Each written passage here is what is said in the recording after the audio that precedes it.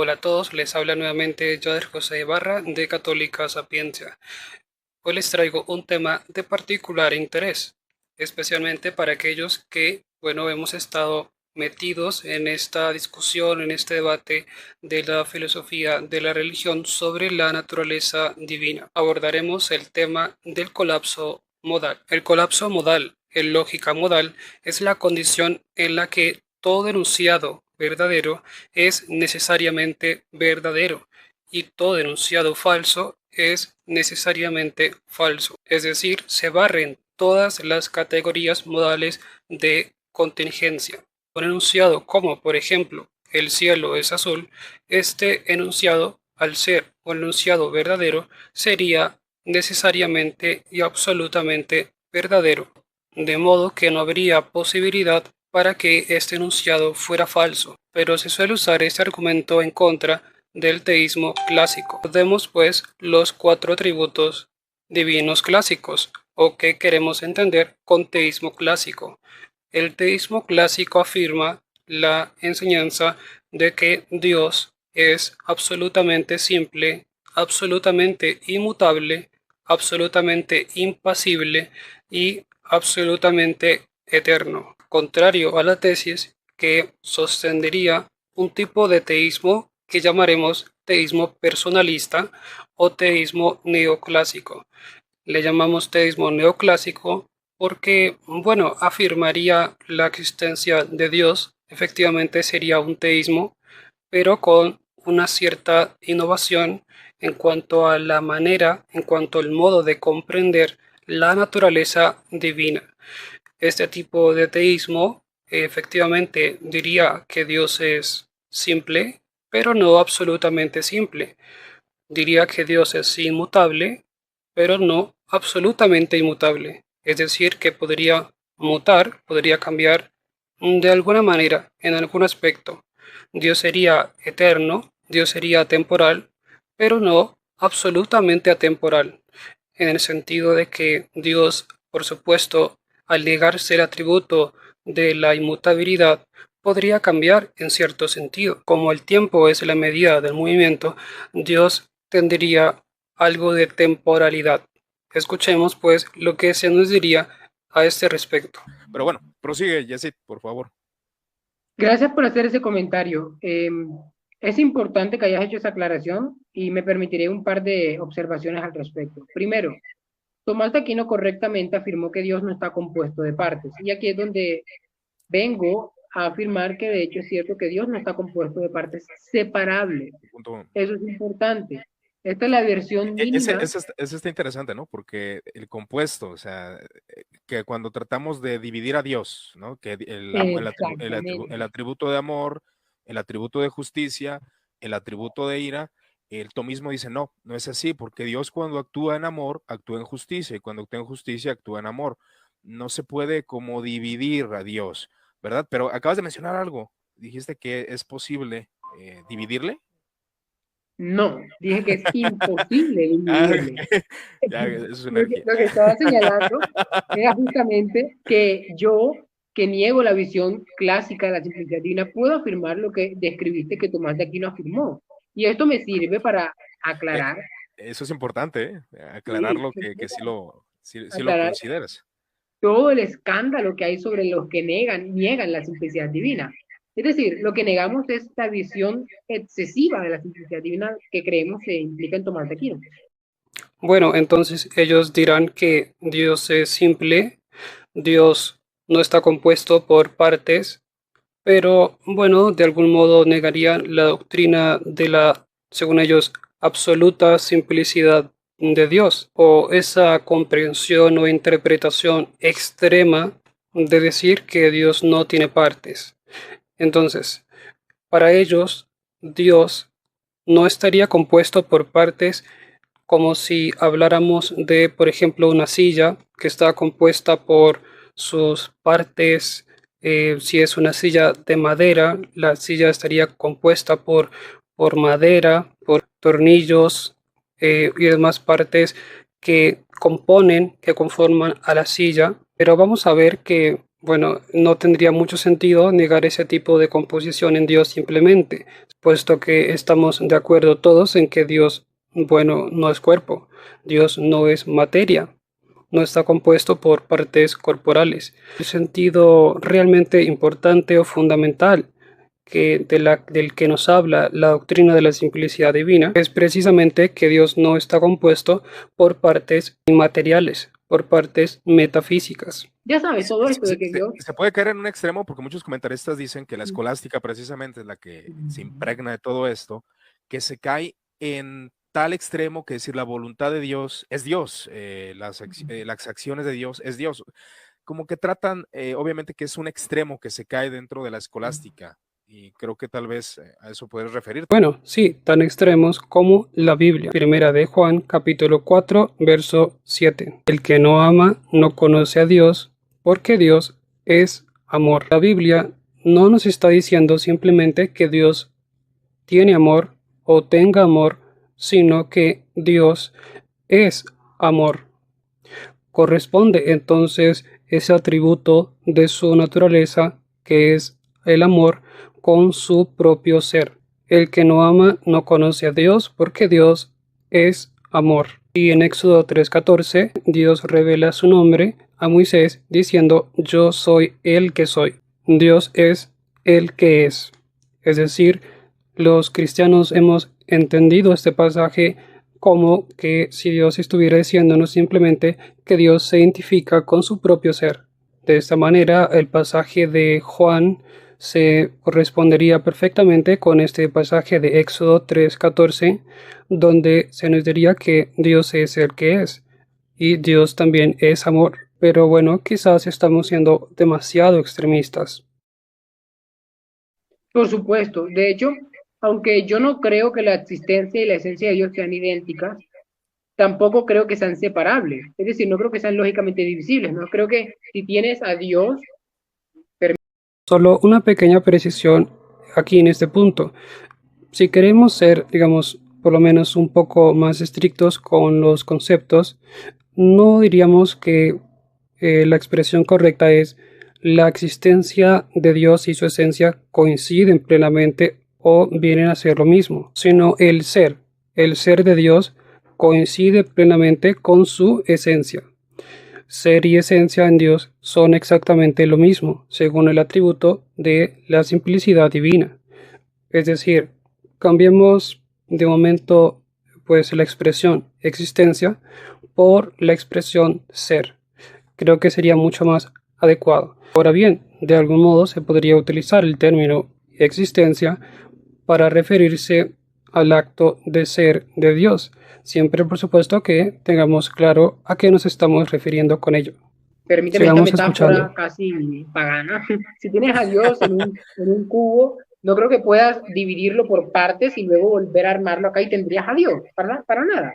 Pero eso Sí. no implica que Dios sea idéntico en absolutamente todos sus atributos, con su existencia. Creo que esta es una falsa inferencia Esa de la sería la división. diferencia, ¿no? Esa sería la diferencia Exactamente. ante la Esa es la postura de diferencia. Tomás de Aquino que dice que no son cuantitativas, o sea, las Exacto. cualidades de Dios no son cuantitativas, pero bajo esa premisa, o sea, ¿podría ser cuantitativo ciertos atributos de Dios? O... Bueno, para ser más precisos, yo diría que ese no sería el argumento correcto para defender la doctrina de la simplicidad o de la absoluta simplicidad divina. ¿Por qué? Porque en la comprensión tomista, los ángeles también pues tendrían cierto tipo de composición y esto no implica, por supuesto, que los ángeles sean una especie de cubo compuesto por partes divisibles. No, de ninguna manera. Entonces, bueno, al menos los tomistas no razonarían de esa manera. Los ángeles, como se dijo, también están compuestos.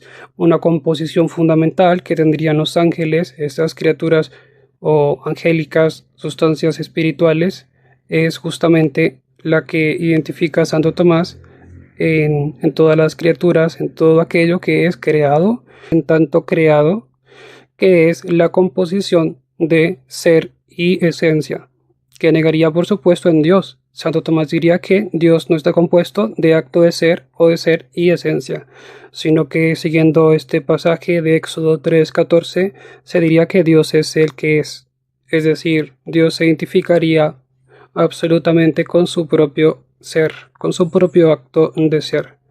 Pero quiero que noten que este argumento que está presentando Yesid por lo menos no es lo suficientemente preciso desde una comprensión tomista, porque bueno, eso no sería lo que nosotros le estaríamos objetando a él. Es decir, que como Dios sería compuesto de algún modo de acto de ser y esencia, entonces sería equiparable como a un cubo que está compuesto por partes. No, porque de hecho los ángeles también podrían estar compuestos y de hecho lo están porque son criaturas finitas que han recibido el ser de Dios. Los ángeles son inmateriales. Los ángeles no están compuestos por partes materiales, físicas, como si nos imagináramos, por ejemplo, una silla o un cuadro o un cubo o cualquier otra cosa de la que podamos identificar material o corporalmente un tipo de composición o parte. Creo que, bueno, ese argumento o razonamiento ciertamente no va. La objeción va mucho más allá de eso. De hecho, esto lo explica ya muy bien el mismo Santo Tomás de Aquino en la Suma Teológica, preguntándose en la cuestión sobre la simplicidad divina, preguntándose si Dios es cuerpo.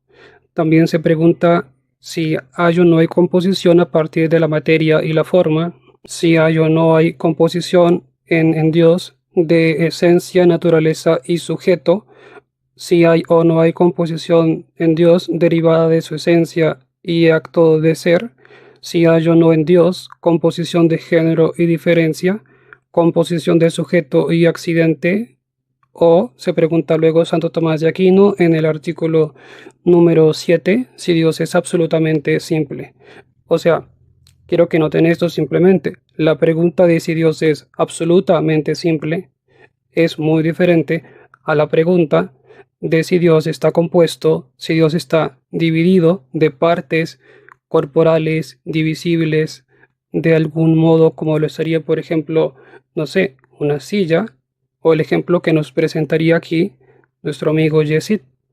Entonces, esa pregunta es mucho más diferente a la pregunta que se plantea Santo Tomás sobre la absoluta simplicidad divina, o que los teístas clásicos plantearíamos. El tema entonces es otro, totalmente. No más que el problema de si los atributos de Dios o las partes de Dios serían lógicamente divisibles, el problema real que hay en negar la doctrina de la simplicidad divina es precisamente este que nos enseña James Dolezal. Entonces, claro, la doctrina clásica de que Dios es absolutamente simple, no solamente nosotros los católicos la sostendríamos, sino también incluso los protestantes, cabe decirlo, más ortodoxos y más tradicionales. Dice pues James Dolezal, además de mantener la identidad real entre la esencia y la existencia de Dios, la doctrina de la simplicidad divina tradicional también sostiene que todos los atributos de Dios son realmente idénticos con Él. Si Dios fuera un complejo de atributos o propiedades realmente distintas, entonces estos atributos serían más básicos que la deidad misma para explicar o justificar lo que Dios es. Ese es el problema. El problema real es precisamente que esas partes en Dios, más allá de cómo se puedan entender esas partes, si son partes lógicamente divisibles entre sí o de algún otro modo, estas partes en Dios serían más fundamentales que Dios mismo, porque en la filosofía tradicional las partes son más fundamentales que el todo. Y las partes están en potencia con respecto al todo y el todo está en potencia con respecto a las partes. Esto lo explica ya muy bien Santo Tomás de Aquino. Ese es pues el problema. El problema no sería si podemos concebir aparte una parte de Dios y en otro lugar otra parte de Dios, como por ejemplo la inmutabilidad de Dios o el amor de Dios por acá y el atributo de amor de Dios por el otro lado y por allá el atributo de la voluntad de Dios. Ese no sería el problema. El problema sería lo que remarca James Dolezal y que apunta muy bien Santo Tomás de Aquino, o Dolezal siguiendo a Santo Tomás de Aquino. Dice Santo Tomás en la Suma Teológica que Dios es absolutamente simple y enumera unas cuantas razones para probarlo. La segunda razón que enumera Santo Tomás es que todo compuesto es posterior a sus componentes. Escúchenlo bien. Todo compuesto es posterior a sus componentes. Por ejemplo, este micrófono está compuesto por partes. El micrófono en su totalidad, en cuanto tal, es posterior. Es decir, la realidad constituida como un todo del micrófono es posterior a aquellas partes que componen al micrófono, es decir, que lo realizan, que lo vuelven real al micrófono, porque sin esas partes inherentes internas que componen al micrófono, entonces el micrófono no podría existir. Y es precisamente este punto fundamental que nota Santo Tomás de Aquino en su metafísica, por la cual nosotros tenemos que aceptar que Dios es absolutamente simple y él no está compuesto por partes. Más allá, por supuesto, de cómo se entiendan estas partes o estos componentes. De la manera que sea, pues Dios estaría compuesto, el compuesto de Dios sería posterior a los componentes de Dios, que sería, por ejemplo, su atributo de eternidad, voluntad, amor, benevolencia, atemporalidad, omnisciencia. Todos y cada uno de los atributos divinos serían anteriores a la divinidad, aunque por supuesto existieran de algún modo en conjunto con la naturaleza misma o la sustancia misma de Dios. Entonces, no necesariamente esto debería implicar que podemos tener separados lógicamente los atributos divinos. Eso podríamos aceptarlo sin ningún problema. El problema, la objeción real, verdadera, que se presentaría entonces desde la filosofía o desde la metafísica de Santo Tomás de Aquino, es precisamente eso, que todo compuesto, todo lo que es compuesto, es posterior a sus componentes. Los componentes entonces serían como realidades más fundamentales que compondrían al ser de Dios. Y eso como teístas no podemos admitirlo, o como cristianos. Yo soy el que soy. Primera de Juan, capítulo 4, verso 7, Dios es amor. No dice Dios tiene amor, no, Dios es amor. Dios no tiene amor, Dios es amor. Entonces, por supuesto que la comprensión bíblica es mucho más cercana a la comprensión del teísmo neoclásico, que negaría estos atributos divinos de la absoluta simplicidad divina. Por supuesto, Santo Tomás también dice lo siguiente, en la tercera razón que identifica para poder sostener, o por la cual deberíamos sostener la simplicidad divina. Dice el Akinate, la tercera razón es porque todo compuesto tiene causa. Todo compuesto tiene causa. Todo compuesto tiene una causa, pues donde hay diversidad no se puede formar un todo, sino es por una causa que lo unifica. En cambio, Dios no tiene causa, ya que es la primera causa eficiente, como quedó demostrado. Este micrófono tiene causa, pero este micrófono tiene causa justamente porque este micrófono está compuesto por partes. El micrófono solito no se va a organizar para que funcione de la manera en que lo hace. Para que yo pueda estar grabando este contenido, bueno, el micrófono tuvo que haber sido compuesto, organizado por una persona que le dio esa finalidad en específico. Cada una de las partes del micrófono posee una determinada finalidad. Esa finalidad es lo que precisamente puede constituir como un todo a la realidad del micrófono. Las partes del micrófono son causadas, son organizadas por una causa antecedente. Pero si Dios entonces está compuesto por partes. ¿Esto cómo podría darle unidad a Dios? Dios sería una cosa causada. Más allá, por supuesto, como dijimos, de que si podemos pensar en unas partes lógicamente divisibles o separables de otras, ese no es realmente el punto.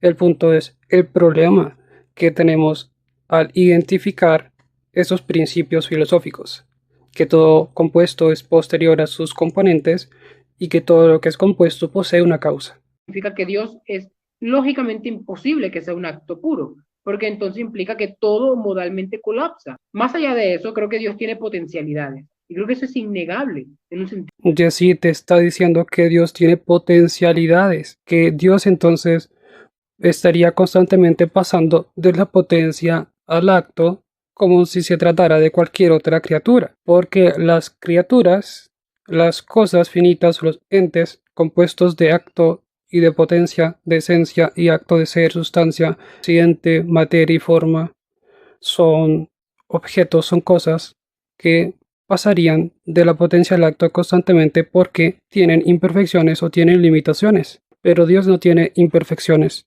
Dios no tiene limitaciones. Ese ser, ese Dios, esa absoluta causa en la que nosotros como cristianos creemos es absolutamente perfecto. Dios es perfecto, Dios es infinito, Dios es ilimitado. Pero si Dios pasara continuamente el paso de la potencia al acto, entonces habría algo en el ser de Dios cambiando constantemente.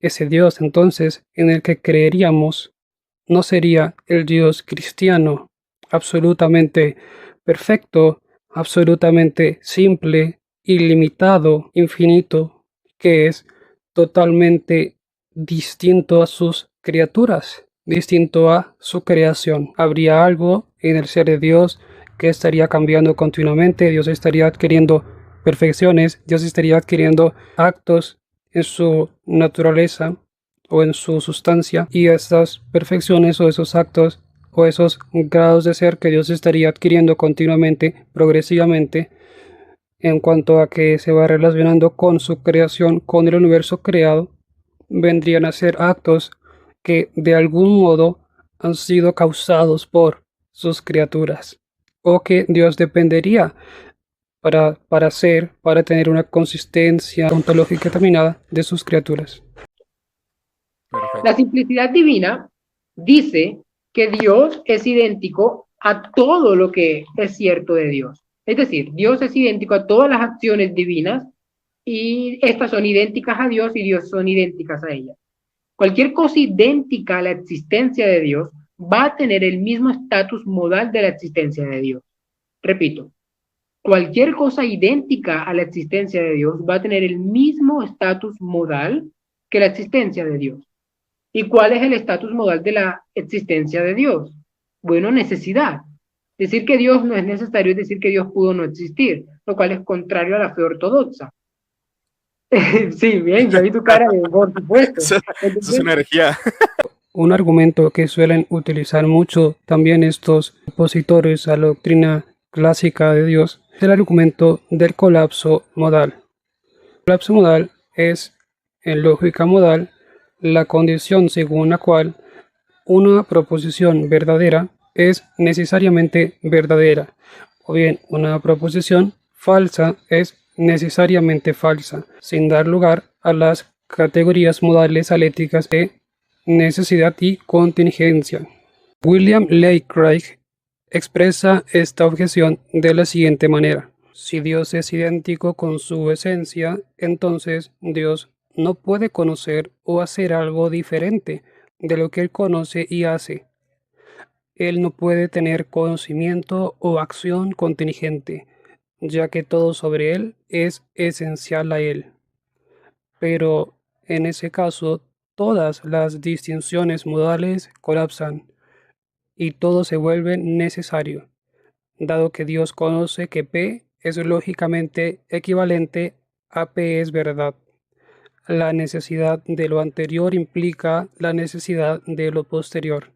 O bien, uno de sus más fervientes críticos en la filosofía contemporánea del mundo anglosajón es Ryan Mullins, que lo expresa de la siguiente manera: En la simplicidad divina, la esencia de Dios es idéntica a su existencia. También el único y simple acto de Dios es idéntico con su esencia existencia. El acto de la creación de Dios es idéntico con ese acto singular simple y por lo tanto idéntico con la esencia de existencia de Dios. Dios existe por pura necesidad absoluta. Así que su acto de creación es de necesidad absoluta, dado que es idéntico con su esencia existente. Pues bien, esta objeción se responde muy sencillamente distinguiendo que Dios tiene voluntad y por lo tanto Dios no hace ninguna cosa por una absoluta necesidad. La voluntad de Dios es indeterminada. En ese sentido, si Dios hubiera querido darle existencia al universo, entonces, pues efectivamente lo hubiera hecho de esa manera, bueno, que realmente lo hizo, o si Dios no le hubiera dado existencia al universo, entonces, pues no estaríamos acá hablando. Todo depende de la voluntad de Dios. La voluntad de Dios es indeterminada porque no hay necesidad que Dios cree una cosa o haga una cosa, sino que lo puede crear o no crear. Por lo tanto, no implica una absoluta necesidad en lo que Dios hace o crea. En efecto, se pregunta Santo Tomás en la Suma Teológica, en la primera parte, cuestión 19, artículo 3. Lo que Dios ¿lo quiere o no lo quiere por necesidad? Se pregunta Santo Tomás si la voluntad de Dios, pues, se refiere a cosas necesarias, ¿no? Si Dios quiere lo que quiere por absoluta necesidad. Y puede repasar nuevamente lo que significa el argumento de la objeción del colapso modal y van a ver que, pues, efectivamente responde directamente a ese argumento. Hace siglos entonces que Santo Tomás ya habría refutado el argumento del colapso modal. Contra esto está lo que dice el apóstol en Efesios 1:11. Él, es decir, Dios, todo lo hace siguiendo el consejo de su voluntad, pero lo que hacemos por deliberación de la voluntad no lo queremos necesariamente. Luego, no todo lo que Dios quiere necesariamente lo quiere. Por otra parte, Dios quiere lo distinto a Él, en cuanto que todas las cosas están orientadas a su bondad como fin. Lo que está orientado al fin, a menos que sea en cuanto tal fin, nosotros no lo queremos necesariamente, a no ser que sin ello, por ser medio, no podamos alcanzar el fin que queremos. Ejemplo, queremos la comida en cuanto que queremos conservar la vida. Queremos el barco en cuanto que queremos cruzar el mar. Pero no queremos igual, es decir, por necesidad, aquello sin lo cual también podemos conseguir el fin, como por ejemplo el caballo para pasear, pues sin caballo también podemos pasear, y así sucede con muchas cosas.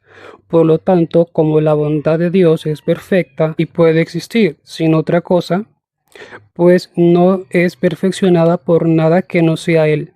Se sigue que en Dios creer lo distinto a Él no es absolutamente necesario. Y respondería Santo Tomás también lo siguiente: del hecho de que Dios quiera algo desde la eternidad, no se sigue que le sea necesario quererlo, a no ser partiendo de un supuesto. Bueno, son muchas cosas que distingue acá Santo Tomás de Aquino, ciertamente, sobre la voluntad de Dios. Primero, tengamos en cuenta entonces que para Santo Tomás de Aquino las cosas participan de la bondad divina, es decir, son el medio según el cual, digámoslo así, las cosas vienen a la existencia, es precisamente la bondad de Dios. Dios primeramente quiere su propia bondad y a partir de eso es que las demás cosas participarían de la bondad divina. Pero las cosas, en cuanto tal, Dios no las quiere como si éstas arrastrasen la voluntad de Dios para poder quererlas, porque Dios no es una criatura. Nosotros queremos una manzana, un alimento, para poder subsistir, para poder alimentarnos y porque atiende a una necesidad de nuestro propio cuerpo o de nuestra propia naturaleza. Es decir, nuestra voluntad quiere un bien externo a nosotros mismos y por tanto nos movemos, nos disponemos a querer o alcanzar aquel bien. Pero en Dios no ocurre eso, porque Dios es el bien absoluto. Entonces Dios quiere primeramente su voluntad y a las criaturas las quiere como referidas a su bondad. Por tanto, no las quiere necesariamente, sino que Dios las quiere primero porque participan estas de su bondad y estas criaturas pueden o no existir y eso no quita ni agrega nada a la bondad divina o al ser de Dios. Esto es justamente lo que nos estaría explicando Santo Tomás con estos sencillos ejemplos. Responde Santo Tomás también una objeción que dice lo siguiente: lo que Dios conoce, lo conoce por necesidad, pero como la ciencia divina es su misma esencia, también es su voluntad. Luego, lo que Dios quiere, lo quiere por necesidad. Esta sería una versión un tanto diferente del colapso modal, que muchas veces también proponen. Es decir, que si Dios conoce algo que ha creado, si Dios conoce a alguna criatura, a algún objeto en particular, entonces Dios lo conocería desde su eternidad. Como Dios lo conoce desde su eternidad y todo lo que hay en Dios es Dios según la doctrina de la simplicidad divina, entonces Dios se identificaría también con eso que conoce y por tanto aquello sería tan eterno y tan absolutamente necesario como Dios mismo. Pero esto es falso, porque responde Santo Tomás a esta objeción diciendo lo siguiente: como es necesario en sí mismo el ser divino, también lo es el querer divino y el saber divino.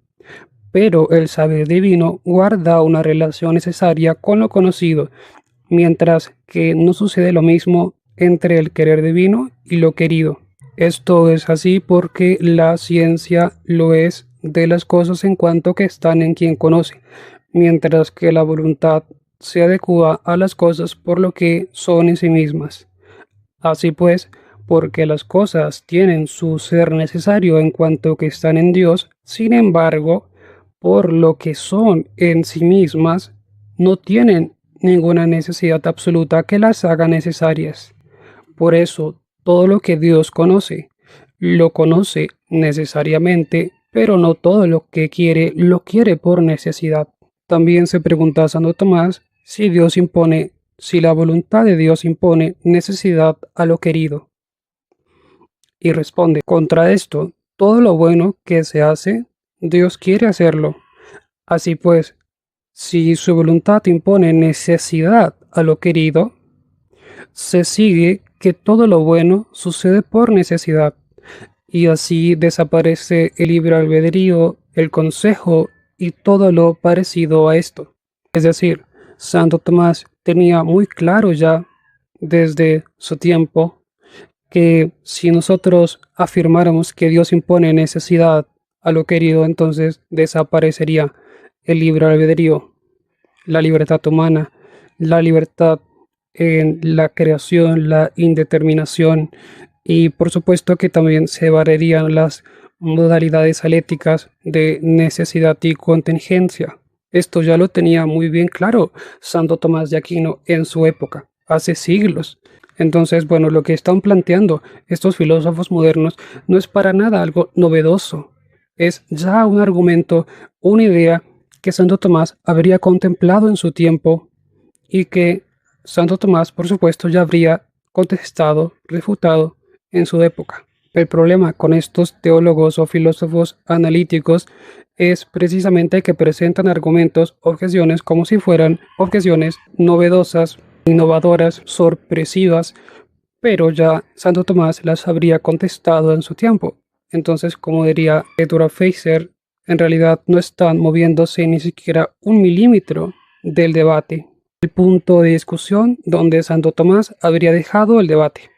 Presentan objeciones que el mismo Santo Tomás ya habría contestado cientos de años atrás, como si fueran objeciones novedosas. Es decir, no interactúan ni siquiera con las respuestas mismas de Santo Tomás de Aquino, pero presentan esos argumentos como si fueran decisivos contra la tesis del teísmo clásico. Por eso, lean a Santo Tomás. Santo Tomás ya tiene respuesta a todos estos problemas, a todas estas cuestiones, objeciones que se han levantado contra la doctrina clásica de Dios. Y sí, podemos repetir nuevamente esto que a algunos no les gusta, que les digamos, Santo Tomás ya lo contestó en la Suma Teológica. Esto ya lo resolvió Santo Tomás. Otra cosa que hay que distinguir también es esto de la necesidad hipotética y necesidad absoluta. El argumento del colapso modal pues simplemente no tendría ningún sentido haciendo esta distinción, porque el argumento del colapso modal basa toda su objeción en un presupuesto, en un fundamento particular, y es que Dios impone necesidad a las cosas, y como las cosas son necesarias, entonces no podría darse lo contrario.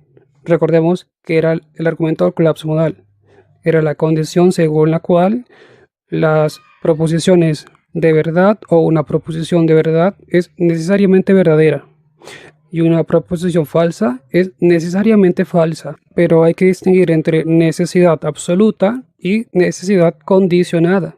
Que Sócrates se siente no es absolutamente necesario, pero una vez que Sócrates se ha sentado, es absolutamente necesario que Sócrates esté sentado. Una vez que se ha sentado, entonces lo ha hecho. Y no podemos pensar lo contrario a menos que, impugnemos el principio de no contradicción, porque Sócrates no puede estar sentado y parado al mismo tiempo y del mismo sentido o simultáneamente. Sócrates está sentado o está parado, una de dos. Entonces, aquí pues podemos establecer un tipo de necesidad condicionada. Recordemos lo que nos diría el argumento del colapso modal. Y una proposición es necesariamente verdadera, entonces se barren todas las categorías dialécticas. Pero esto no es necesariamente así. Es necesariamente verdadero que Dios ha creado el universo. Supuesto que Dios lo ha creado, supuesto que Dios ha decidido en su voluntad crear el universo. Pero Dios no ha impuesto necesidad a la creación del universo, porque ella responde, Santo Tomás de Aquino, Dios no impone necesidad a las cosas que Él quiere. Una vez entonces que Dios ha creado, es necesario que Dios lo haya hecho, pero en un hipotético caso, es decir, es una necesidad condicionada, es una distinción entre la necesidad absoluta y la necesidad condicionada o hipotética. Supuesto que yo estoy grabando este contenido actualmente, es necesario. Pero yo bien podría haber decidido no hacerlo. Lo hice, pero cuando ya lo hice o lo estoy haciendo en este momento, entonces es necesario, porque no se puede dar una cosa y la otra. Una proposición es verdadera o no es verdadera. Una proposición es falsa o no es falsa. No puede ser verdadera y falsa al mismo tiempo, simultáneamente, en el mismo sentido. Y bueno, con esto contestamos el argumento del colapso modal.